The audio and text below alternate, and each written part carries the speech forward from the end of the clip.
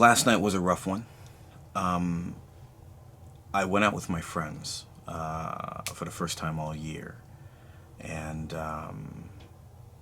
it was everything that I predicted. It was good. It was good to go out with the friends and have a good time and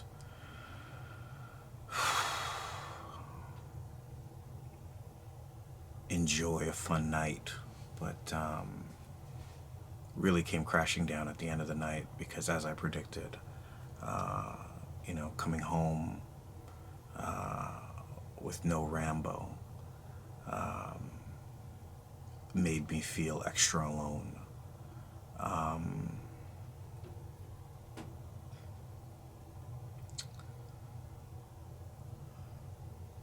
Rambo was ever excited.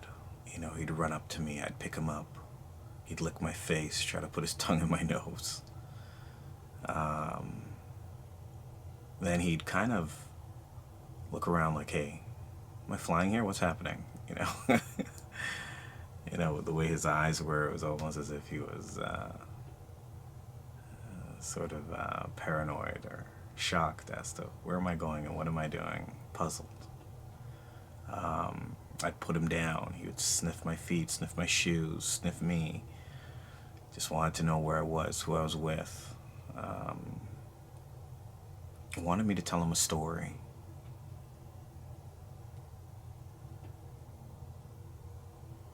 And so I would. Nighttime with Rambo it was always great. We would talk quite a bit. Right up until we went to bed, and he'd jump in my bed.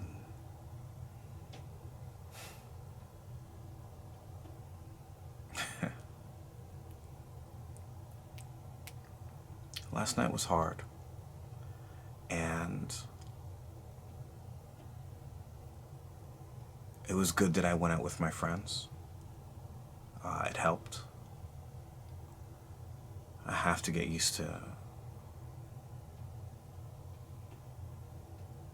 coming home and not having Rambo.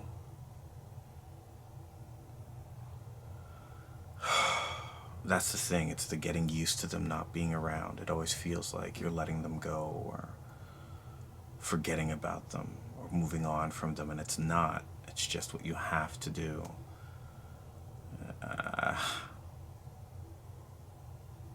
But I want to feel this way because I know I'm remembering him as much as possible. I remember when I first got Rambo, and used to go and do shows, and this girl used to watch Rambo for me. And I always remember she used to do her makeup on the floor, on the carpet. It was just her thing. She had like a mirror. I was leaned up against the wall. And she would just sit there and cross her legs and do her makeup. And she had like, a whole bunch of different makeup things. And Rambo would, he would come down, take, one, let's say eyeliner, lipstick, whatever it was, mascara. And he would just pick it up, and then he'd put it on the bed. He'd come back down and take another piece and put it on the bed. And he did it repeatedly. And I remember coming home from a show. Well, I went to her place because she was watching him. He was just a baby. And I remember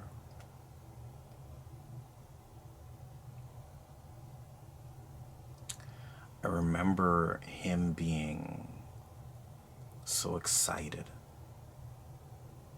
That's when I knew what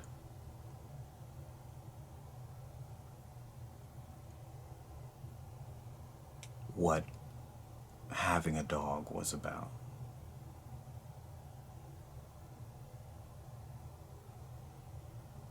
He was excited, and there's no excitement anymore.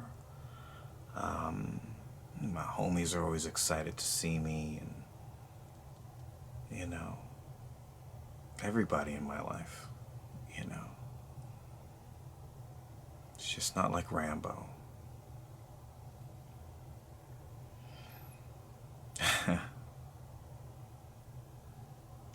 It was just ironic to name him Rambo.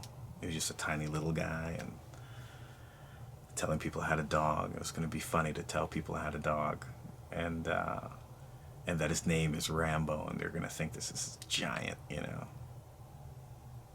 menacing dog, and it's this tiny little guy. Rambo was he only grew to be 17 pounds, but for the longest time he was 5 pounds. I used to take him to the flea market. I used to just hold him just in my hand and a little bit of my forearm, and we would just walk around the flea market.